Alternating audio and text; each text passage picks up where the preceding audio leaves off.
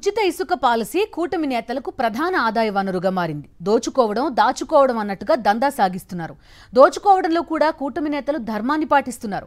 గోదావరి తీరంలో ఉన్న ఇసుక ర్యాంపులను అధీనంలోకి తీసుకుని మరీ అధికార పార్టీ ఎమ్మెల్యే ఇసుక దందాకు తెరతీశారు. రాత్రి పగలు తేడా లేకుండా ఇసుక తరలిపోతున్నా అధికారులు అటువైపు కన్నెత్తి కూడా చూడడం లేదు. ప్రభుత్వం మాది, మేమేం చేసినా అడిగేవారే ఉండరు అన్నట్లుగా కూటమి నేతల తీరు ఉంది. కూటమి ఎమ్మెల్యే అండదండలతో వీరి అక్రమాలు 3 పువ్వులు 6 కాయలుగా సాగుతోంది. డాక్టర్ బిఆర్ అంబేద్కర్ కోనసీమ జిల్లా కొత్తపేట నియోజకవర్గంలో ఉచిత ఇసుక పేరిట స్థానిక ఎమ్మెల్యే గోదావరి తీరంలో ఉన్న ఇసుక ర్యాంపులను స్వాధీనం చేసుకుని ఇసుక దోపిడీ చేస్తున్నారు. అనుమతులు లేని ర్యాంపుల్లో అడ్డగోలుగా ఇసుక తవ్వకాలు చేసుకుని జేబులు నింపుకుంటున్నారు. అయినా ధనదాహం తీరక అనుమతులు ఉన్న ర్యాంపుల నుంచి కూడా కూటమి నేతలు ముడుపులు దండుకుంటున్నారు. ఉమ్మడి గోదావరి జిల్లాలో దాదాపు 100కు పైగా ఇసుక ర్యాంపులు ఉన్నాయి. వీటిలో సగానికి పైగా అనుమతులు లేనివే. ఇవే ఇప్పుడు కూటమి నేతలకు ఆదాయ వనరులుగా మారాయి. స్థానిక కూటమి ఎమ్మెల్యే అండదండలతో అనధికారిక తవ్వకాలు చేసేస్తున్నారు. నిత్యం వేలాది లారీలతో ఇసుకను జిల్లా బోర్డర్ దాటించేస్తున్నారు. అక్రమ ఇసుక తవ్వకాలను అడ్డుకోవాల్సిన ప్రభుత్వ అధికారులు ప్రజాప్రతినిధుల అడుగులకు మడుగులొత్తడంతో ఇసుక అక్రమ రవాణాకు అడ్డు అదుపు లేకుండా పోయింది.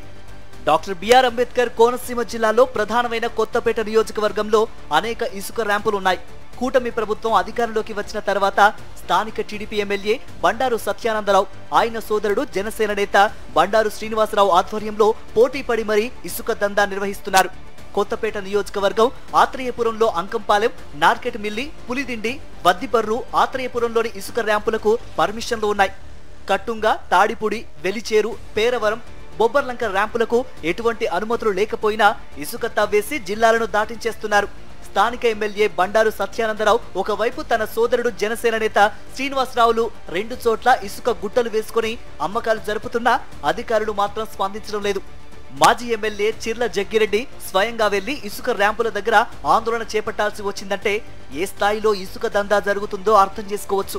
వ్యాపారాలు గుట్టలు పంచుకుని మరి ఇక్కడ ఉన్న అక్రమ గుట్టలు కొన్ని తెలుగుదేశం పార్టీవి, కొన్ని జనసేన పార్టీవి పంచుకుని మరి ప్రతిరోజు స్థానికంగా ఉన్నటువంటి వారికి ఇసుక అందుబాటులో తీసుకురాకుండా ఈ కొన్న ఇసుకనే మరి ఇతర ప్రాంతాలకి బ్లాకులు అమ్మేసుకునే కార్యక్రమం చేస్తున్నారు.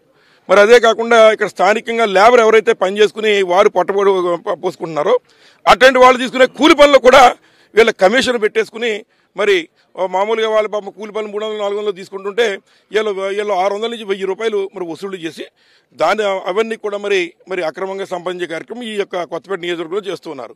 గత ప్రభుత్వ హయాంలో ఇసుక అక్రమాలు జరిగిపోతున్నాయంటూ ఆరోపించిన చంద్రబాబు ఇక్కడకు వచ్చి సెల్ఫీలు తీసుకుని ఫోటోలకు ఫోజులిచ్చారు.